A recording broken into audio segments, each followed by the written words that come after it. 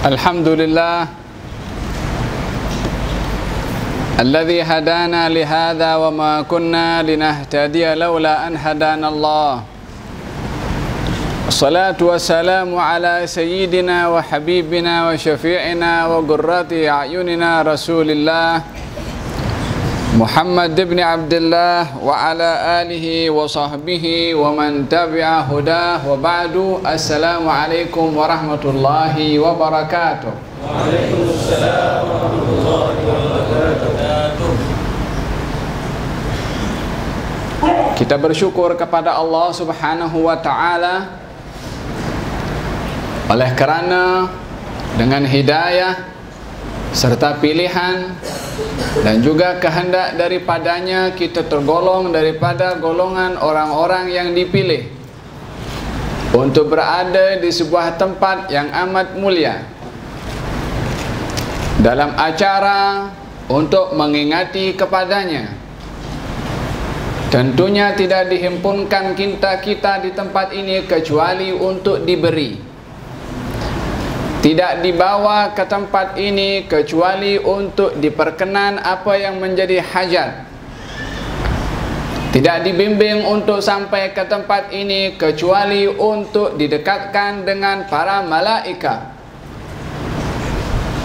Tidak dipermudahkan untuk sampai ke tempat ini kecuali untuk diampunkan dosa kita oleh Allah Subhanahu wa ta'ala, yang bila mana ingin memberi, ingin memperkenan, ingin mengampunkan, ingin mendekatkan hambanya dengan para malaikat, dijadikan itu semua diberi dengan sebab.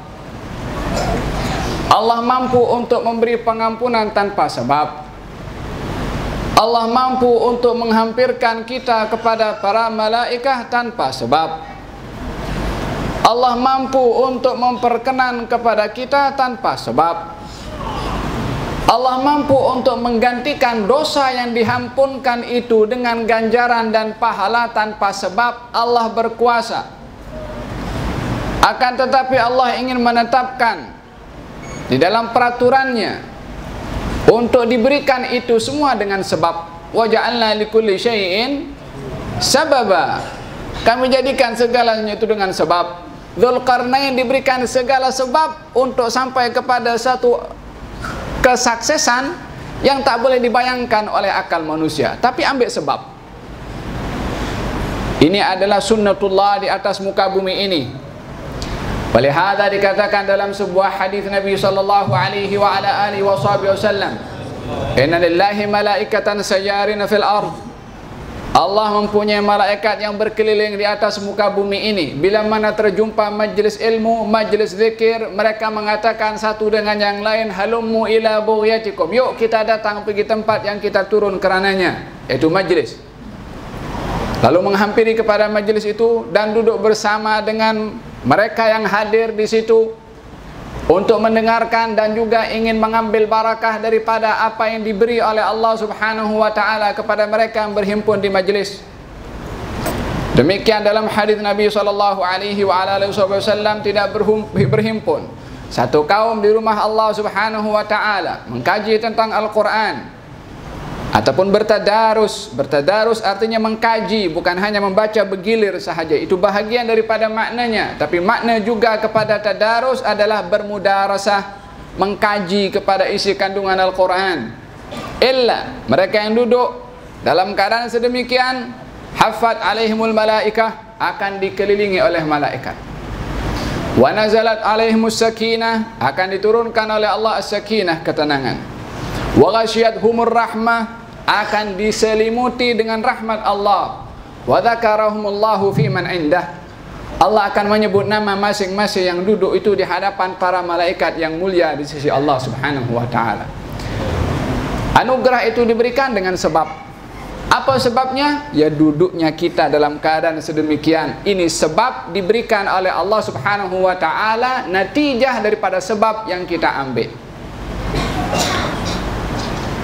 Yang kedua, tidak berhimpun satu kaum di majlis seumpama ini, melainkan akan diseru oleh Allah Subhanahu wa ta'ala bila mana sudah bersurai, akan diseru kepada mereka yang duduk, angumu maghfuran lakum qad buddilat sayyi'atukum hasanat.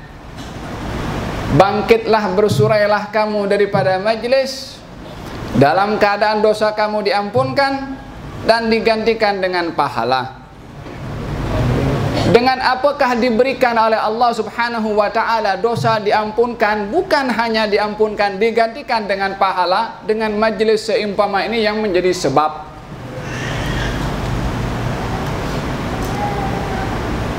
Allah Subhanahu wa ta'ala mampu untuk memperkenan tanpa orang itu meminta. Tanpa sebab Allah mampu untuk memperkenan. Tetapi Allah Subhanahu wa ta'ala menjadikan sebab untuk diperkenankannya setiap hajat yang kita hajatkan kepada Allah, yaitu melalui doa. Di dalam riwayat dinyatakan tidak berdoa seorang yang berdoa wa ammanal akharun, yang lain itu mengaminkan, melainkan Allah Subhanahu wa ta'ala akan menerima doanya dan akan diberikan oleh Allah Subhanahu wa ta'ala segala hajat yang telah dipohonkan kepada Allah Subhanahu wa ta'ala. Dengan sebab amat besar pemberian Allah, dengan sebab yang amat mudah kita boleh untuk mendapatkannya. Pada majlis seumpama ini juga yang baginda Rasulullah sallallahu alaihi wa ala alihi wa sahbihi wasallam ketika melihat para sahabat duduk di masjidnya dalam keadaan berhalaqah dan berzikir, baginda datang menghampiri. Lalu beliau bersabda, aku melihat rahmat itu turun kepada kamu sementara kamu berada dalam keadaan berzikir, dan aku ingin berkongsi sama dengan kamu nak dapat rahmat. Ini keistimewaan, kelebihan kepada majlis-majlis seumpama ini. Ini adalah merupakan satu inayah dari Allah yang memilih kepada kita untuk diberi, diampunkan, digantikan dosa yang diampunkan dengan pahala, dirahmati, disebut nama kita oleh Allah Subhanahu wa ta'ala. Kesemuanya adalah merupakan kehendak yang azali daripada Allah untuk memberi kepada kita dengan sebab. Baginda Rasulullah sallallahu alaihi wa ala alihi wa sahbihi wasallam ketika menyebutkan kepada kita tentang, memberitahukan kepada kita tentang keistimewaan majlis-majlis seumpama ini, walaupun dengan keistimewaan yang tadi disebutkan, akan tetapi baginda Rasulullah memberikan arahan yang lebih dalam daripada apa pemberian tadi yang kita dijanjikan oleh Allah dan oleh baginda Rasulullah. Baginda menyuruh kepada kita bila mana melihat majlis seumpama ini untuk irta'u. Apakah itu irta'u? Dalam hadis Nabi SAW beliau bersabda, "Idza marartum biryadil jannati farta'u." Bila mana kamu melintasi salah satu taman-taman syurga di dunia ini, hendaklah kamu irta'u. Apakah itu irta'u? Irta'u digunakan adalah kepada seseorang yang membawa gembalaan atau haiwan yang digembalakan di sebuah tempat, agar supaya haiwan yang digembalakan di tempat itu untuk dia dapat makan dan dapat mengisi energi, tenaga, supaya balik ke rumahnya dalam keadaan penuh dengan bekal, penuh dengan energi. Itu namanya irta'u. Yani bukan hanya menghampiri, tetapi menghampiri dan berbekal. Bukan hanya duduk, tetapi mengambil bekal. Irta'u, bila mana kamu melintasi kepada taman-taman syurga, hendaklah kamu menghampiri dan ambil bekal daripada taman syurga itu. Kalau kita pergi kebun, pergi Cameron Highland sana, tengok itu apa namanya, strawberry. Berapa kita ambil tu kan? Ambil. Dah sampai sana kan nak bawa strawberry. Maknanya kita bukan hanya tengok, cantiklah pemandangan. Tak, kita bawa bekal, bawa balik ke rumah strawberry yang kita tengok itu. Demikian juga menghadiri majlis seumpama ini, kata baginda Rasulullah, irta'u, bawa bekal daripada majlis itu. Kalau kita pergi taman-taman atau kebun yang indah, yang kita bawa bekalnya itu apa yang ada di dalam kebun itu, apa yang patut kita bawa bekal daripada majlis yang disuruh oleh Nabi untuk kita berbekal. Nabi suruh irtau, berbekallah kamu. Kita berada di sebuah masjid ataupun surau yang dinamakan Surau At-Taqwa, yang kita di dalam Al-Quranul Karim disuruh oleh Allah Subhanahu wa ta'ala untuk berbekal dengan taqwa.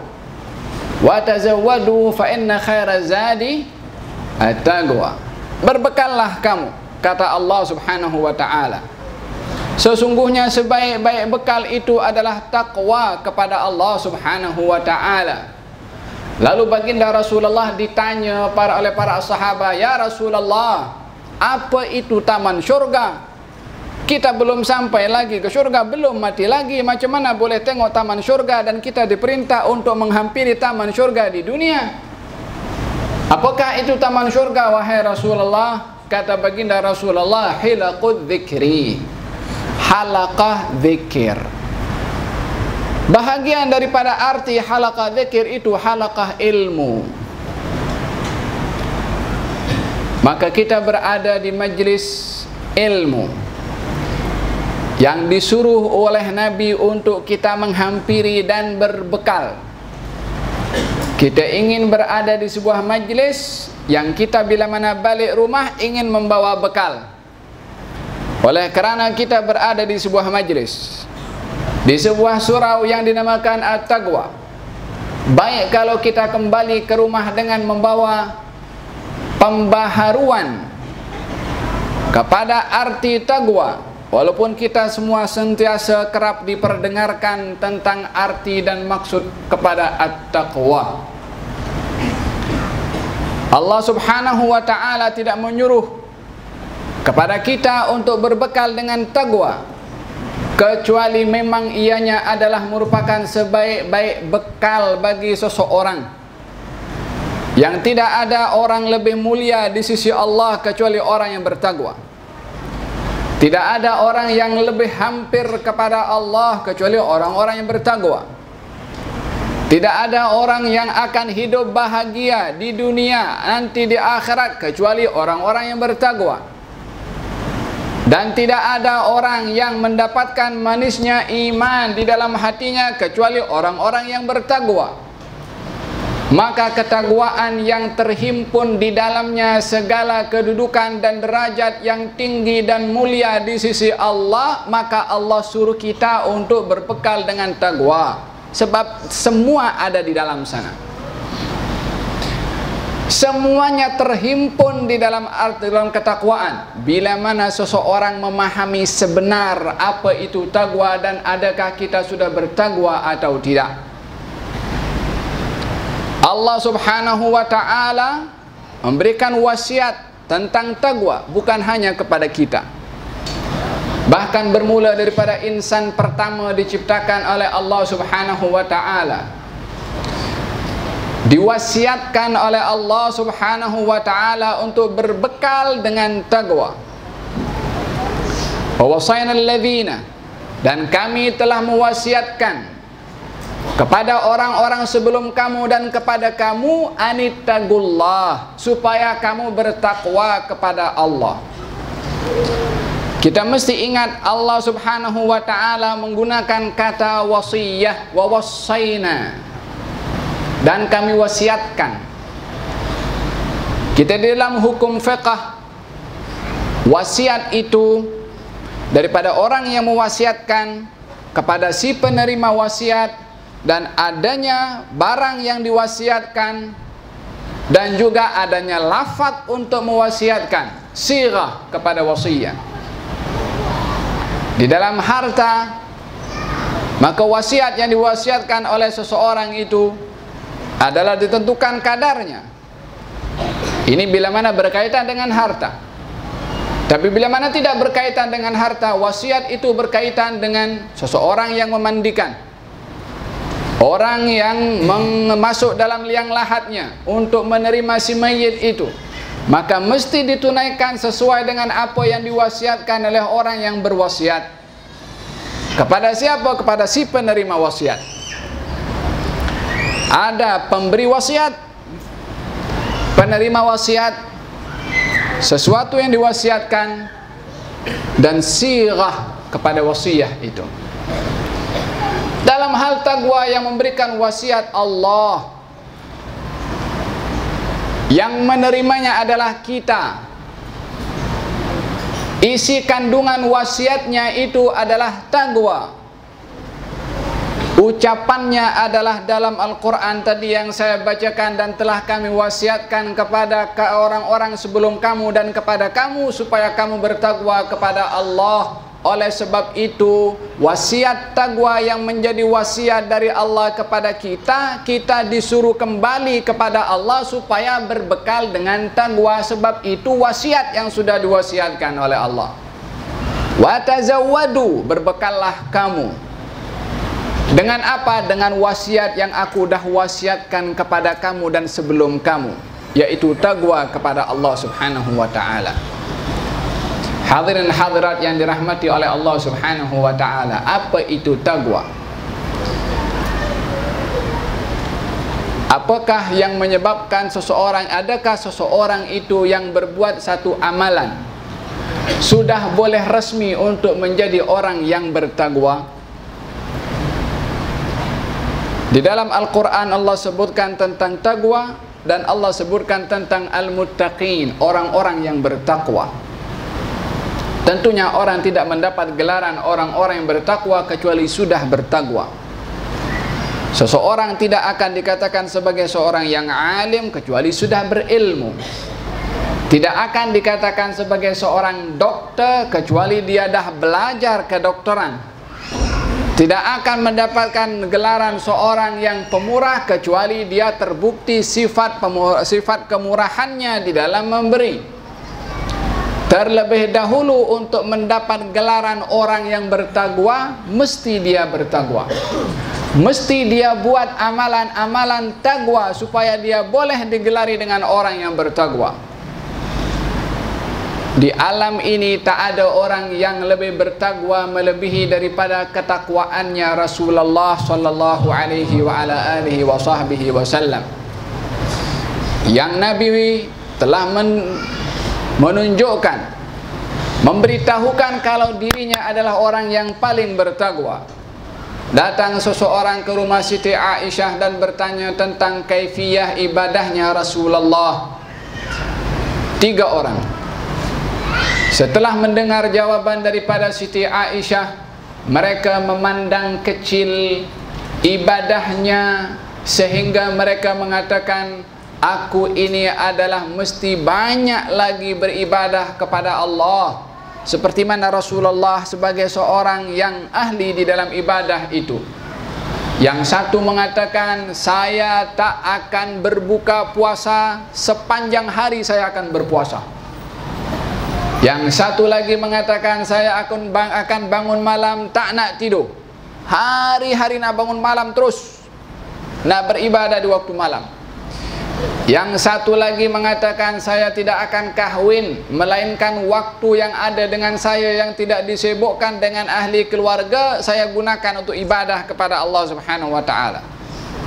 Yang satu akan berpuasa, tak nak berbuka. Yang satu nak salat sepanjang malam, tak nak tidur. Yang satu tak nak kahwin melainkan untuk beribadah sahaja. Maka Nabi SAW mendengar ketiga-tiga jawaban daripada 3 orang yang bertanya itu.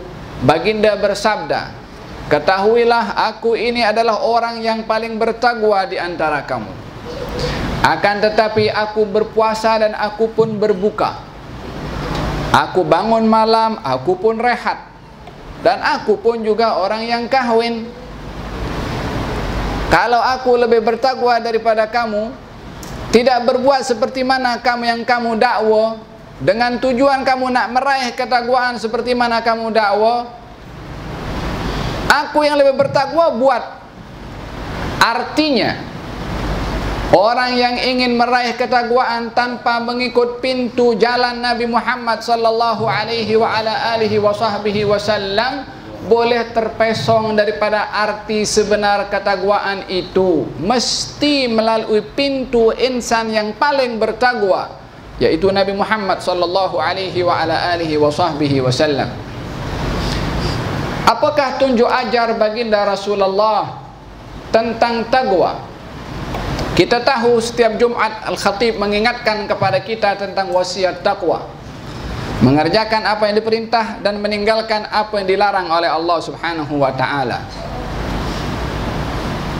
Akan tetapi kita ingin lebih tahu lebih dalam, adakah kita ini sudah menjadi orang yang bertakwa atau tidak, dengan sifat-sifat yang ditetapkan bahkan dicantumkan oleh Allah Subhanahu wa ta'ala di dalam Al-Quranul Karim tentang tanda orang-orang yang bertakwa. Yang pertama adalah seseorang yang di dalam amalannya itu yang dicari adalah quality amal, bukan luaran kuantiti amal. Antara quality dan quantity di dalam beribadah itu bukan ada pertembungan di dalamnya, tidak. Tetapi yang saya maksudkan bukan quantity, akan tetapi gambaran luaran quantity. Dia berbeza dengan quantity amal itu. Memang kalau amalnya banyak, semakin banyak kedudukannya, ganjarannya dari Allah Subhanahu wa ta'ala. Akan tetapi intipati daripada amal itu adalah quality. Orang yang bertakwa adalah mencari quality amal bersama dengan kuantitinya. Tetapi orang yang tidak mempunyai nilai takwa, dia hanya akan fokus kepada gambaran kuantiti amal. Ini dapat kita petik daripada satu kisah di dalam Al-Quranul Karim. Allah Subhanahu wa ta'ala ketika menceritakan tentang dua anak Adam,